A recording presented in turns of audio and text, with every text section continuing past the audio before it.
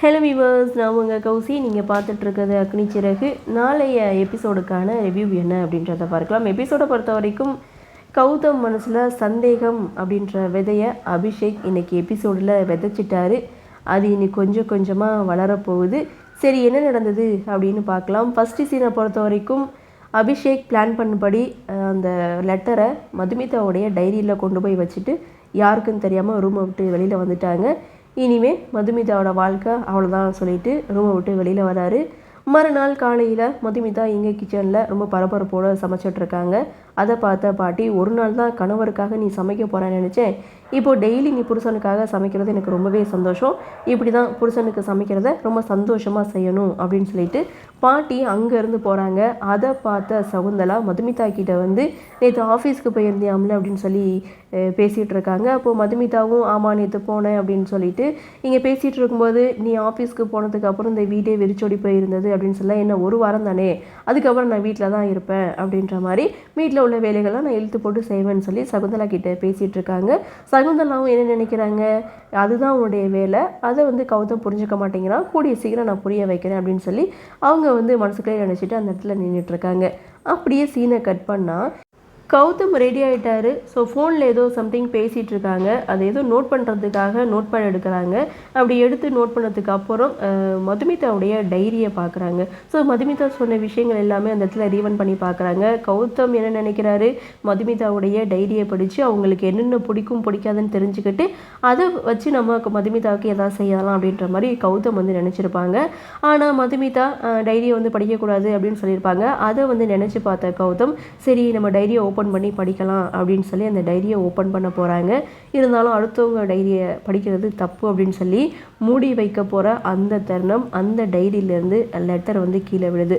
So என்னடா இது அப்படின்னு சொல்லி அந்த லெட்டரை ஓப்பன் பண்ணி படித்தா, ரொம்ப நன்றி மது அப்படின்ட்டும், டெய்லி என்னை பார்க்குறதுக்காக உங்கள் ஆஃபீஸ்லேயே எனக்கு ஒரு வேலை போட்டு கொடுத்துருக்கேன், எனக்காக நீ டைம் ஸ்பெண்ட் பண்ணுற அப்படின்ட்டும், நான் தான் உன் லவ்வை வந்து புரிஞ்சுக்கிறாமல் பணத்துக்காக ஸ்ருதியை கல்யாணம் பண்ணிக்கிட்டேன், இப்போ தான் வந்து உன்னுடைய லவ்வை வந்து நான் புரிஞ்சுக்கிட்டேன் அப்படின்ற மாதிரி அந்த லெட்டரில் மென்ஷன் பண்ணி எழுதியிருக்கு. இப்படிக்கு கிரண் வேற எழுதியிருக்கு. இதை படித்து பார்த்ததுமே இங்கே கௌதம் செம்ம ஷாக் ஆகுறாங்க. ஸோ அடுத்து மதுமிதா என்ட்ரி கொடுக்குறாங்க. அதிர்ச்சியில் அப்படியே நின்றுட்டுருக்காங்க. என்னாச்சு அப்படின்னு சொல்லி கௌதமை பார்த்து விசாரிக்கிறாங்க. ஒன்றும் இல்லை அப்படின்னு சொல்ல, இல்லை நீங்கள் ஏதோ ஒரு பிரச்சனையில் இருக்க மாதிரி இருக்குது, என்னாச்சு ஆஃபீஸ் டென்ஷனா அப்படின்னு சொல்லி கேட்குறாங்க. அதெல்லாம் ஒன்றும் இல்லை அப்படின்றாங்க. சரி கொஞ்சம் இருங்க, நான் குளிச்சுட்டு ரெடி ஆகிட்டு வந்து அதுக்கப்புறம் உங்களுக்கு பிரேக்ஃபாஸ்ட் எடுத்து வைக்கிறேன்னு சொல்லிட்டு மதுமிதா குளிச்சுட்டு வந்து கௌதமுக்காக பிரேக்ஃபாஸ்ட் ரெடி பண்ணிக்கிட்டு இருக்காங்க. அந்த சமயம் கிரண் வந்து கால் பண்ணுறாங்க. ஃபஸ்ட்டு கட் பண்ணுறாங்க. அப்போ யார் என்னன்னு கௌதம் விசாரிக்கிறாங்க. ஆனால் மதுமிதா உண்மையை சொல்லலை, இங்கே பொய் சொல்கிறாங்க. ஆனால் கௌதமுக்கு மதுமிதா பொய் சொல்கிறாங்க அப்படின்றது தெரியுது. ஸோ இரண்டாவது முறை கால் பண்ணுறாங்க. மதுமிதா பார்த்திங்கன்னா திணறி போகிறாங்க. ஸோ யார் என்னன்னு சொல்லி கேட்கும்போது என்னுடைய ஃப்ரெண்டு அப்படின்னு சொல்லிட்டு தனியாக போயிட்டு ஃபோனில் பேசுகிறாங்க. அப்போது கிரண் வந்து மதுமிதா கிட்டே, நான் ஃபோன் பண்ணுறேன், ஏன் கட் பண்ணுறேன்னு சொல்லி கேட்கும்போது, நான் கட் பண்ணுறேன்ல, அப்புறம் எதுக்கு திரும்ப திரும்ப ஃபோன் பண்ணுறேன் அப்படின்னு சொல்லி மதுமிதா ஒரு பக்கம் கேட்க, எனக்கு ஒரு ஹெல்ப் பண்ணணும், எனக்கு கொஞ்சம் பணம் தேவைப்படுது அப்படின்னு சொல்ல மதுமிதா வந்து கொடுக்க முடியாது அப்படின்றாங்க. ஸோ நம்ம ரெண்டும் லவ் பண்ண டயத்தில் ஜாயிண்ட் அக்கௌண்ட் போட்டிருந்தோம்ல, ஸோ அதில் கொஞ்சம் பணம் இருக்குது, அந்த பணம் எனக்கு தேவை, வந்து எடுத்து கொடு, ½ தான் அப்படின்னு சொல்ல, அதெல்லாம் முடியாது அப்படின்றாங்க. இல்லை நீ வந்தே தான் ஆகணும், இனிமேல் நான் தொந்தரவே பண்ண மாட்டேன் அப்படின்னு சொன்னதுக்கு அப்புறம் மதுமிதா சரி ஓகே வரேன் அப்படின்னு சொல்கிறாங்க. அப்போ கௌதம் ஃபோனில் யார் என்னன்னு சொல்லி விசாரிக்கும் போது, இல்லை என் ஃப்ரெண்டு தான் அப்படின்றாங்க. சரி ஆஃபீஸ்க்கு ரெடி ஆயாச்சா, போகலாமான்னு சொல்லி கௌதம் மதுமிதா கிட்டே கேட்க, இன்றைக்கி மட்டும் ஒரு நாளைக்கு லீவ் விட்டுறலாம், எனக்கு முக்கியமான ஒரு வேலை இருக்குது, ஃப்ரெண்டுக்கு ஏதோ அவசரமாக நான் வந்து அவங்கள மீட் பண்ண போகணும் அப்படின்னு சொல்ல கௌதம் அதை புரிஞ்சுக்கிட்டு ஓகே சொல்கிறாங்க. ஆனால் அந்த லெட்டரை படித்ததுலேருந்து கௌதம் ஒரு மாதிரி தான் இருக்கார்.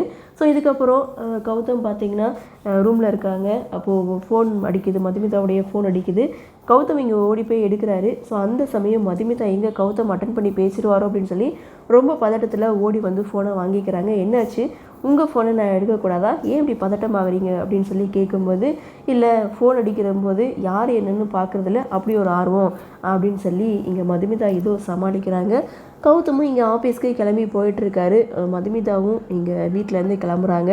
அடுத்து அங்கே ஆஃபீஸில் மேனேஜர்கிட்ட இன்றைக்கி கிளாஸ் எதுவும் கிடையாது, கேன்சல்னு சொல்லிடுங்க அப்படின்னு சொல்ல, அந்த இடத்துல உங்களுக்கு எப்படி தெரியும்னு சொல்லி கேட்குறாங்க. நான் தான் மேடத்தை பேங்க்கில் பார்த்தேனே அப்படின்னு சொன்னதுமே இங்கே கௌதம் செம்ம ஷாக்கிங்கோட பேங்குக்கு போகிறாங்க.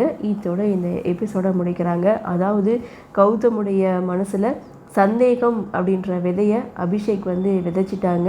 ஸோ இனி அடுத்து என்ன நடக்கும் அப்படின்ற ஒரு எதிர்பார்ப்பு. ஸோ பார்க்கலாம் அடுத்தடுத்து என்ன மாதிரியான சுவாரஸ்யத்தோடு கதைக்கள நகர்வை கொண்டு வராங்க அப்படின்றத நாமளும் பொறுத்திருந்து பார்க்கலாம்.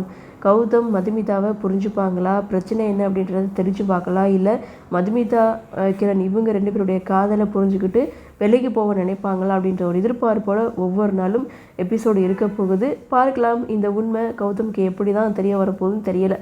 பொறுத்திருந்து பார்ப்போம். இன்றைய பகுதி பற்றின உங்களுடைய கருத்தை வழக்கம் போல் கமெண்ட் செக்ஷனில் பதிவு பண்ணுங்கள். இந்த வீடியோ உங்களுக்கு பிடிச்சிருந்தால் லைக் பண்ணுங்கள், ஷேர் பண்ணுங்கள், மறக்காமல் நம்ம சேனலை சப்ஸ்கிரைப் பண்ணிக்கிறீங்கன்னு சொல்லி இந்த வீடியோவிலேருந்து விடைபெறுகிறேன். நன்றி, வணக்கம்.